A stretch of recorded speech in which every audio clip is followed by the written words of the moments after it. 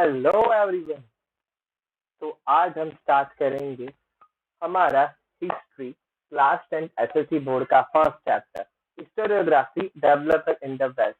और हम एक स्पेशल सीरीज आप लोगों के लिए लाए हैं क्योंकि हमें पता है जैसे कि हमारा बोर्ड एग्जाम नजदीक आ रहा है, तो क्योंकि हर एक चैप्टर एक इजी वे में और फटाफट हमें पढ़ना है, आपको पढ़ना है। इस बोर्ड एग्जाम से पहले हर एक चैप्टर को रिवाइज करना है, तो इसके लिए हम हिस्ट्री ज्योग्राफी के लिए एक स्पेशल सीरीज लाए हैं इम्पोर्टेंट टॉपिक्स और इम्पोर्टेंट क्वेश्चंस की। ये सीरीज आपको हर एक हमारे इसके लगातार वीडियोस आते रहेंगे। इसके लिए प्लीज हमारे चैनल को सब्सक्राइब करके रखिएगा और लाइक भी जरूर करें अगर आपको ये वीडियो पसंद आएगा तो सबसे पहले स्टार्टिंग करने से पहले historiography development in the west की ये चैप्टर में अगर आप शॉर्ट में समझे तो यूरोपियन कंट्रीज में हिस्ट्री का कैसा ग्रोथ हुआ, क्या वहां पे हुआ, उसके बारे में बताया गया है।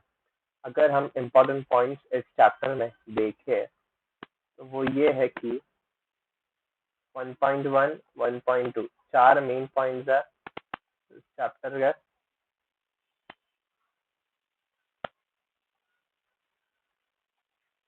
और उसमें से अगर सबसे मेन पॉइंट अगर आप देखेंगे तो 1.4 है नोटेबल स्कॉलर्स।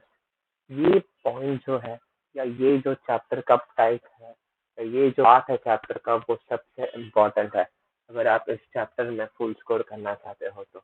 इस चैप्टर से ज्यादातर 4 मार्क्स के क्वेश्चन जो आते हैं वही टॉपिक से आते हैं, नोटेबल स्कॉलर्स है। Tradition, modern development of scientific perspective in Europe and historiography से क्वेश्चंस आते हैं, पर मेन क्वेश्चन जो आते हैं वो नोटेबल स्कॉलर से आते हैं। इसमें से क्योंकि सभी अगर आप कहेंगे तो आपके जो क्वेश्चंस है लास्ट पेज में जो टेक्स्ट बुक क्वेश्चन है उसमें भी इनके सब टाइप क्लियर, और उसमें से एक क्वेश्चन जो बहुत बार आया गया है कार्ल मार्क्स क्लास थ्योरी। तो इस टॉपिक को आपको बिल्कुल नहीं छोड़ना है, नोटेबल स्कॉलर्स को अच्छे से पढ़ना है। एग्जाम से पहले एक बार जरूर इस पे से आप नजर घुमा लीजिएगा। तो सबसे पहले हम शॉर्ट में सब देखेंगे। हमारा वही है कि आपको शॉर्ट में पूरा चैप्टर रिवाइज कराया जाए, इम्पोर्टेंट टॉपिक्स तक लेके जाएगा। तो सबसे पहले हिस्टोरियोग्राफी का डेफिनेशन, ये 1 मार्क के लिए जब पूछा जाता है, 1 मार्क के लिए जरूर आता है ये क्वेश्चन, डिफाइन हिस्टोरियोग्राफी। उसमें जो है इसका शॉर्ट में रहेंगे तो critical examination of historical resources and writing historical narrative. आपको सिर्फ डेफिनेशन रट्टा नहीं मानना है, समझ के भी लेना है क्योंकि ये डेफिनेशन सबसे इम्पोर्टेंट है। अगर आप इस चैप्टर के कोई भी क्वेश्चन का आंसर देंगे, जैसे मेन है व्हाट इज हिस्टोरियोग्राफी, ये एक है, डायलेक्टिक्स है, या फिर एनालिस्ट स्कूल है, हिस्टोरिकल रिसर्च मेथड है, ये भी एक इम्पोर्टेंट क्वेश्चन है। लियोपोल्ड वन वेंकी की थ्योरी है, Voltaire said to be founder of modern historiography है। तो इन सब में अगर आप फर्स्ट पॉइंट 4 मार्क्स के लिए क्वेश्चन आ रहा है तो फर्स्ट पॉइंट आपको ये लिखना है कि व्हाट इज हिस्टोरियोग्राफी। इसको शॉर्ट में एक लाइन का डेफिनेशन लिखना है, उसमें आप ये पॉइंट जरूर लिखिएगा। Critical examination of historical resources and writing historical narrative is known as historiography. और मैं तो जरूर आपको ये करूंगा कि आप साथ में नोटबुक लेके बैठे कि जो इम्पोर्टेंट पॉइंट्स मैं यहाँ दे रहा हूँ वो आप एक साथ नोट लीजिए करें, और इसके बाद अगर आप साथ में यहाँ रिवाइज भी करेंगे और लिखेंगे तो ये आपके लिए बहुत बेनिफिट होगा। डेफिनेशन की ओर हम बढ़ रहे हैं। Historiography, critical examination of historical resources and writing historical narrative is known as historiography। ये एक मेन पॉइंट है। दूसरा, डिसिप्लिन यूज्ड फॉर हिस्टोरियोग्राफी। अगर आता है व्हाट इज हिस्टोरियोग्राफी तो आप ये तीनों चारों पॉइंट जो हमारे इस स्लाइड पे दिए गए हैं वो आप जरूर लिखें, 4 मार्क के लिए आता है। आंसर इन ब्रीफ में अगर व्हाट इज हिस्टोरियोग्राफी तो ये अगर आप इसे लिखते हैं तो आपको 4 मार्क्स कोई देने से नहीं रोक सकता। Disciplines used for historiography: archaeology, archival science, manuscriptology, epigraphy, analysis of lettering style, linguistic, numismatic and genealogy।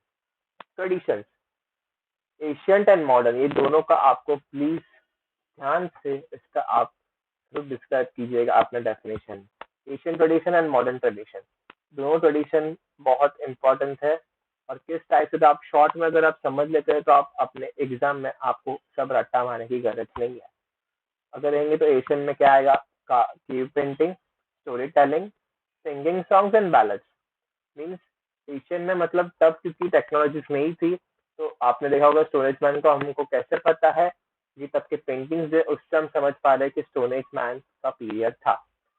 Story telling से हमें पता चला कि वो इस टाइप के कपड़े पहनते थे वगैरह।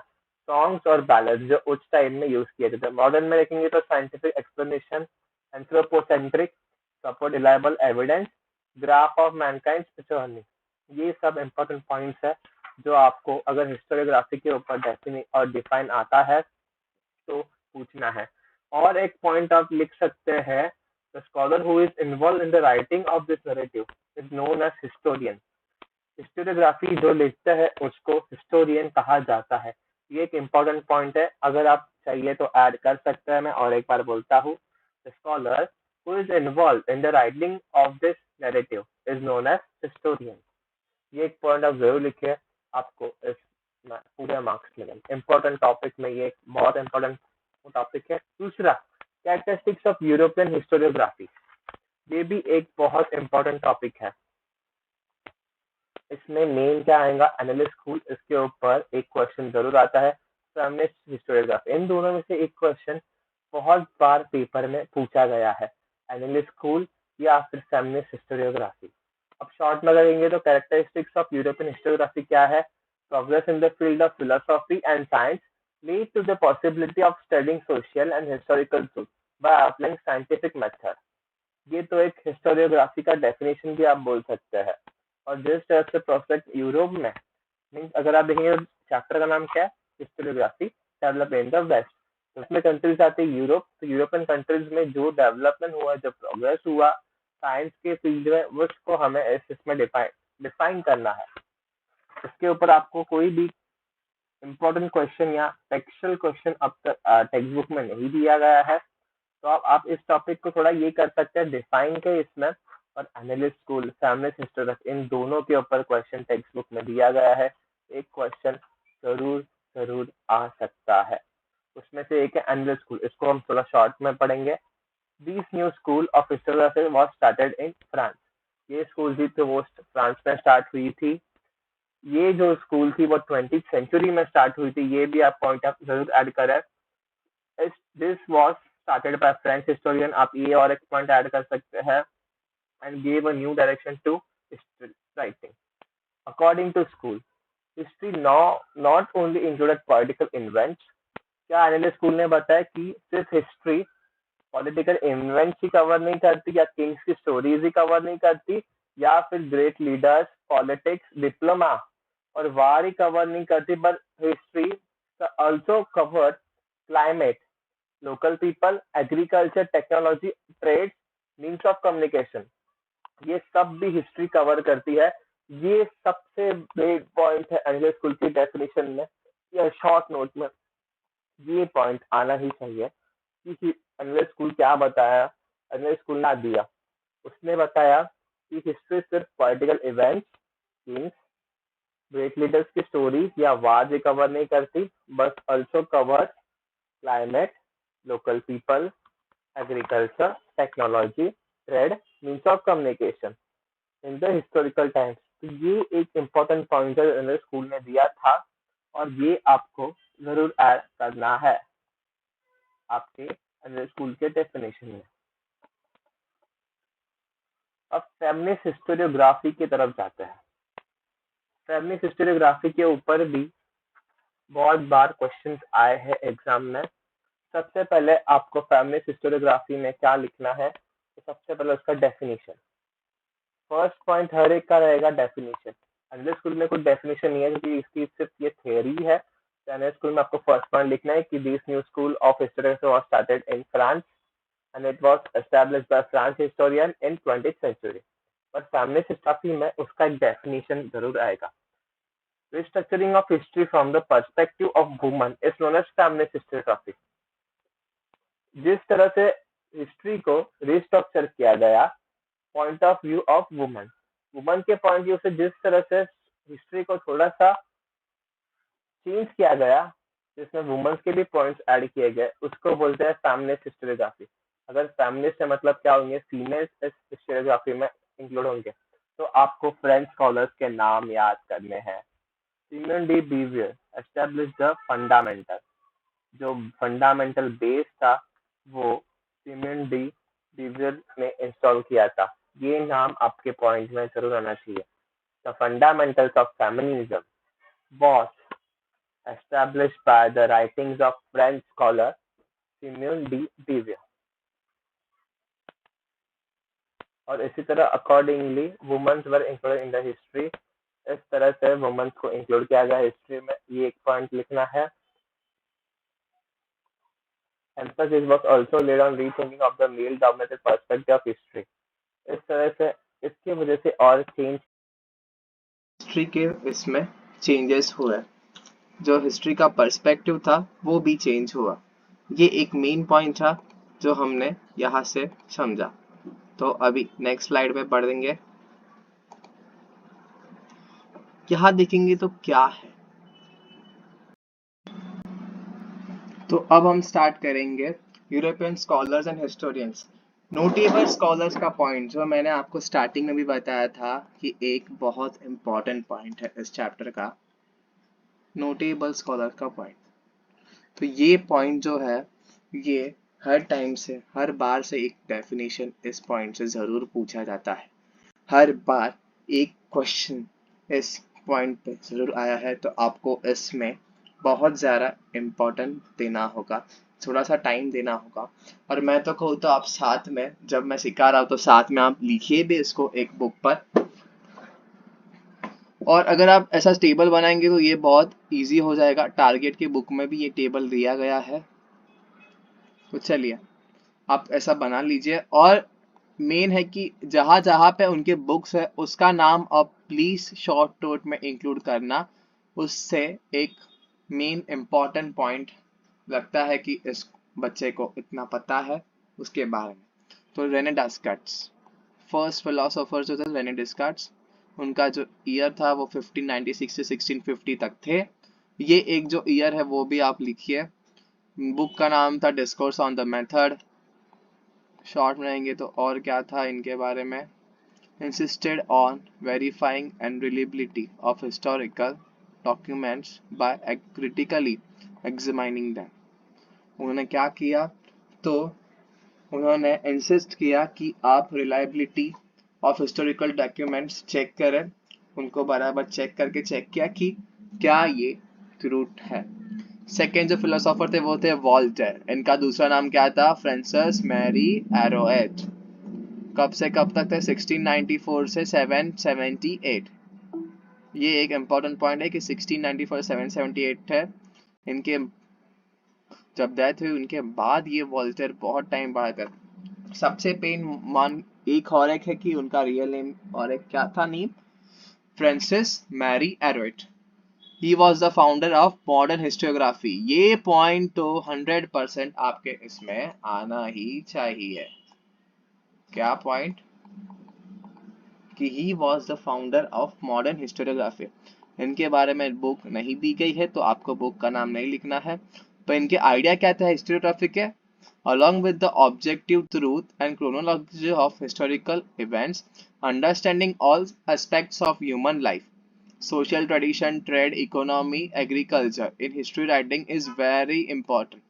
इन्होंने क्या बताया था कि हमेशा हिस्ट्री लिखने से पहले क्रिटिकली एग्जामाइन उनके डॉक्यूमेंट्स आपको एग्जामाइन एक बार जरूर करने चाहिए।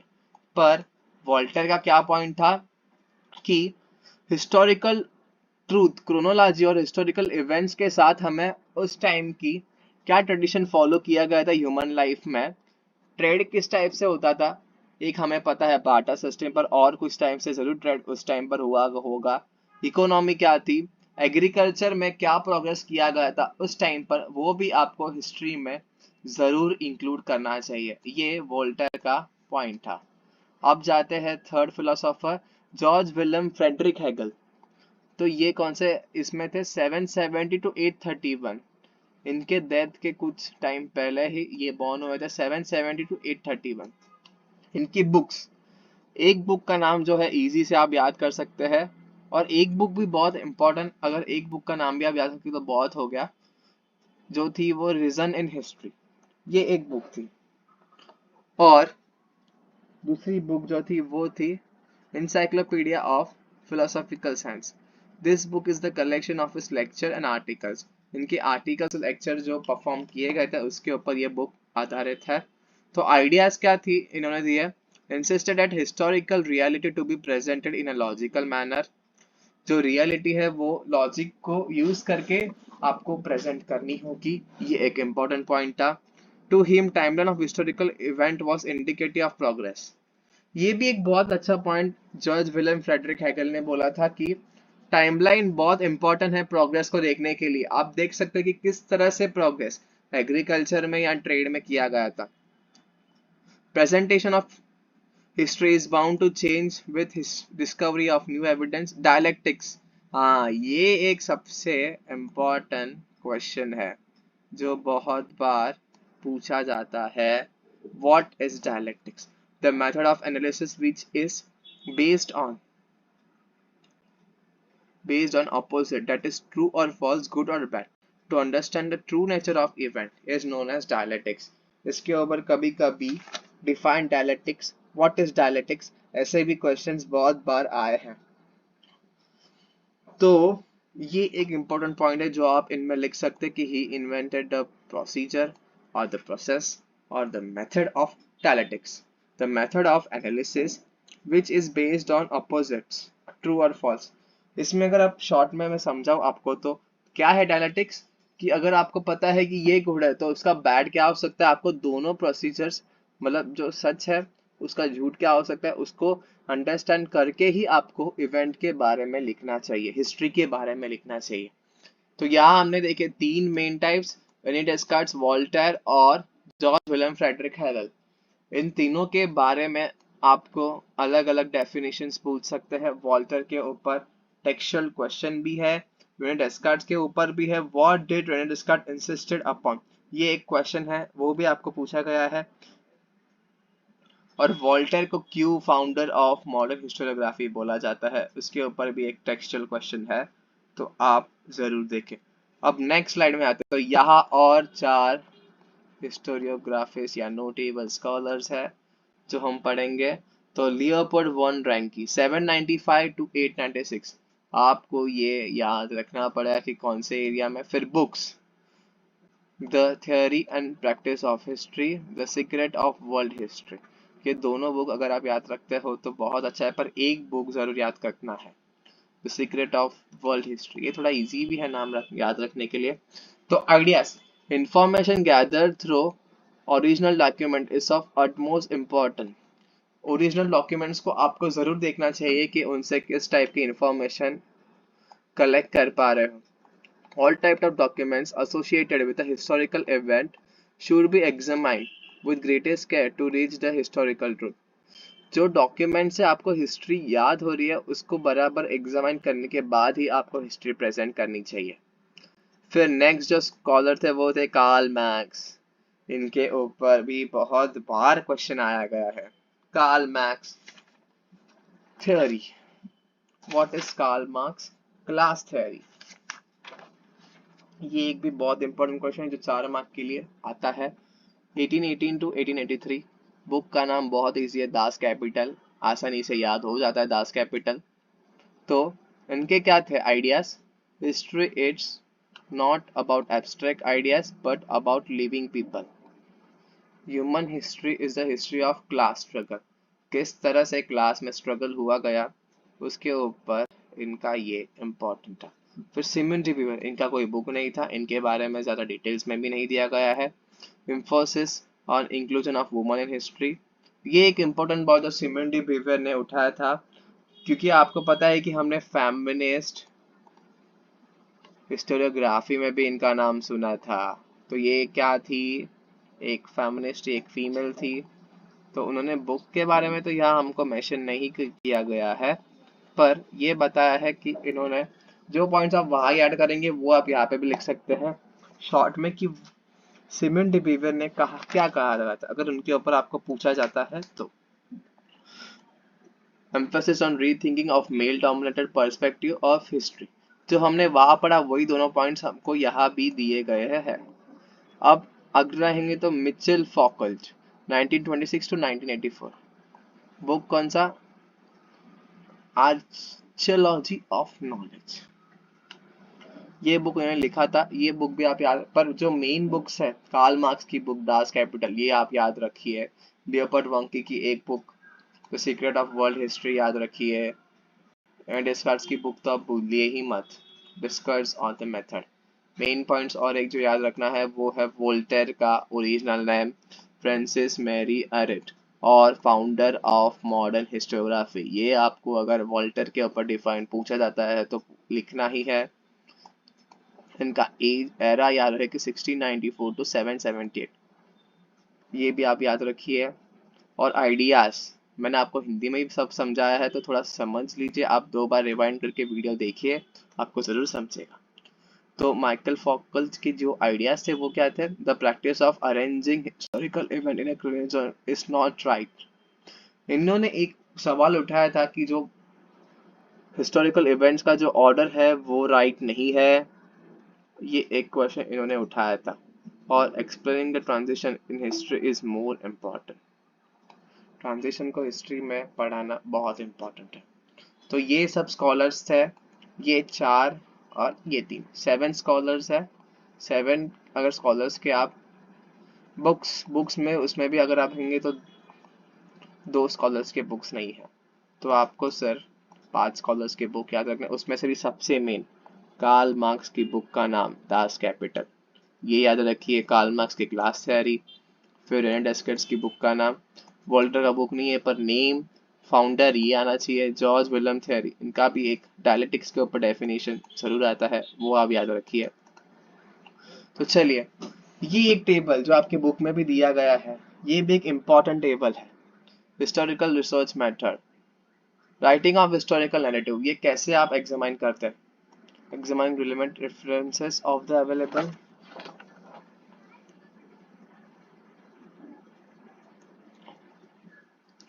historical information, collecting historical information, highlighting the process, formulating hypothesis।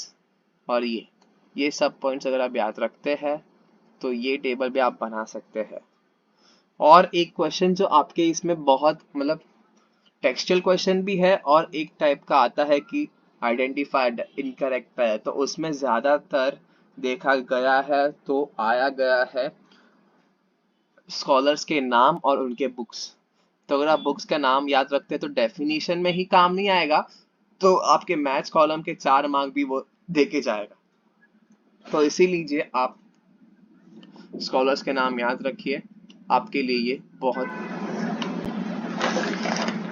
हम इस तरफ से ये पढ़ लेंगे और ये आपको जरूर पूछा गया है आपके पेपर्स में, लास्ट रिसेंट ईयर के पेपर्स में।